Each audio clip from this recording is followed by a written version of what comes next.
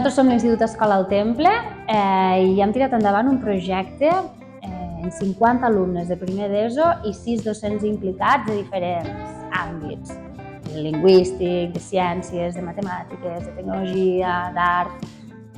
El nostre projecte porta per títol Camí Circular i partia d'una gran pregunta essencial, que era com les nostres accions poden afectar la vida dels altres.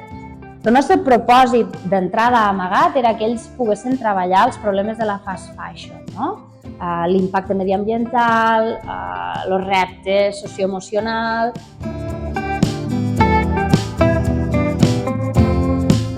Com s'organitza un projecte així?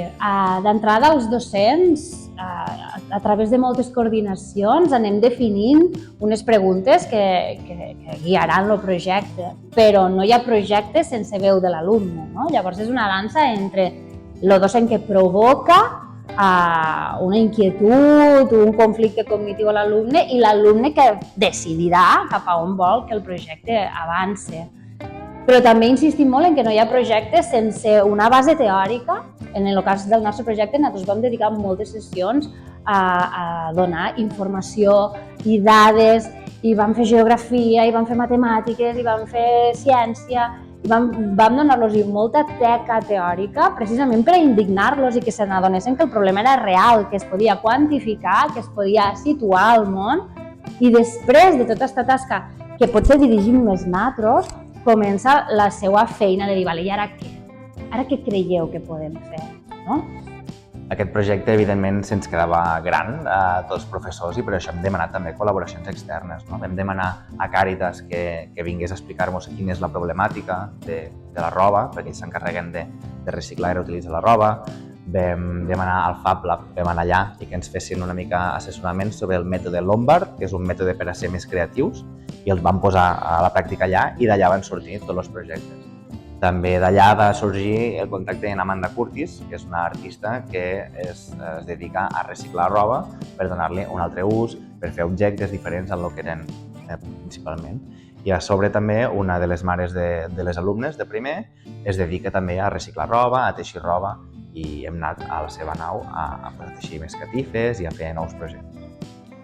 La cartografia la vam anar dibuixant o la vam anar penjant en fotografies al llarg de tot el projecte i crec que ens va anar bé fer una aturada al mig del projecte per veure quines preguntes havien anat connectant tot el projecte.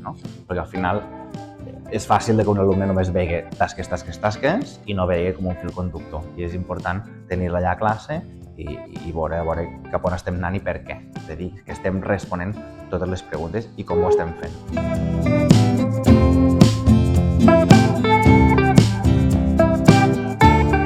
Com prenien les decisions els alumnes? Doncs de moltes maneres. Sobretot, a l'hora de decidir quins projectes tiraríem endavant, vam anar al Fab Lab d'Amposta i ells van treure més de 10 idees que podrien solucionar els nostres reptes. Havien de defensar cadascun d'ells quin projecte es veia més capaç de defensar i després vam decidir quins eren més viables i d'aquests 10 ens vam quedar en 4. Per exemple, la pàgina web, l'antiaparador, etc.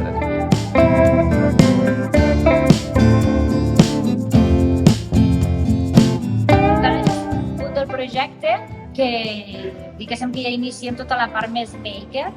Una vegada ells ja han tingut tot el context teòric que els dona sentit en allò que volen buscar, ens hem començat a dividir per grups.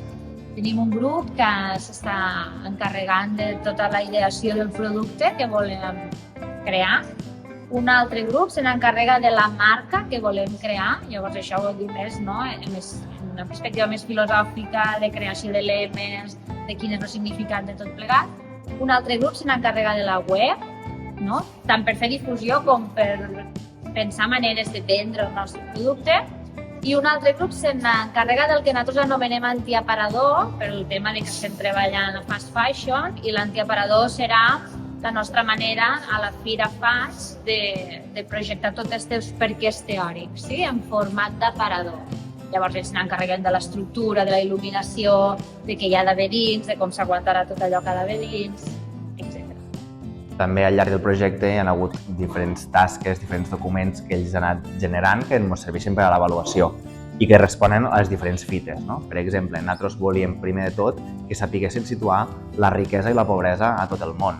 sapiguessin situar l'analfabetisme, l'accés a la sanitat, a l'internet, i que calculessin el percentatge de persones que viuen sense accés a aquests serveis bàsics. No? També, per exemple, ens ha servit de fita elaborar un full de càlcul on ells utilitzessin unes fórmules per a calcular el CO2 que tenen a l'armari. Bé, tenim moltíssimes fites que han anat complint, com per exemple també una fotodenúncia també que podem avaluar la seva creativitat artística. El dia de l'exhibició és el gran dia, no? On tot cobra sentit, tot s'endreça, tota la feina que has fet s'evidencia, no? I reps aquesta gran sorpresa de dir, uau, sí que té sentit allò que han fet, sí que hi ha feina feta, sí que el treball és globalitzat, i el que jo més destacaria serien dues coses. Per una part, aquesta feina meravellosa que fan els alumnes, de sentir-se orgullosos de la feina i explicar-la, no? Aprendre a comunicar-se i defensar idees en seguretat. Però per altra part, m'agradaria destacar com l'art esdevé protagonista en un moment així, no? És el llenguatge per comunicar per excel·lència, no? Perquè la gent, a banda de dir-nos «Uau, quanta feina hi ha aquí», ens demanava de dir «Uau, és que entrar aquí quedes parat, no? Quina manera de transmetre continguts», perquè l'art té aquest poder. Jo el que he après d'aquest projecte ha sigut a utilitzar les màquines de cosir, també ara sé el problema que hi ha detrás d'una peça de roba, ja des d'explotació laboral, condicions inestables, residu, i això m'ha fet canviar que ara potser tinc un consum més conscient a l'hora de comprar roba. Personalment, a través d'aquest projecte he pogut demostrar-me que el treball en equip és l'única manera d'aprendre i de fer coses grans. He après moltíssim dels meus companys, moltíssim. És que ha sigut un plaer treballar, no? I això sembla que sigui impossible. Sí que hi ha molta feina, sí que t'has de coordinar molt, sí que no hi ha aquest temps de coordinació que ha de sortir de baix les pedres i, per tant, per part dels docents hi ha una voluntat, si voleu, extra. Però el plaer és molt gran. Com m'ha canviat a mi com a docent el projecte FAIG? Fins ara jo he sigut docent de biologia i geologia i tenia les meves 2 hores de biologia.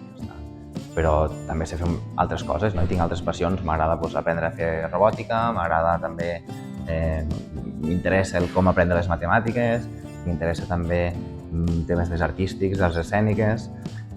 Llavors, les hores de FAIG me donen una mica de llibertat també per a veure quines altres coses podem explorar, quines altres coses podem transmetre. També el tema de la desigualtat mundial, de l'explotació laboral, és complicat fer-ho cabre dins el currículum i les hores només de biologia, i també és una cosa que m'agrada saber, no? És a dir, que estic formant a ciutadans i no només a científics. I això és una cosa que m'ha canviat i que em sento com millor en la meva tasca docent.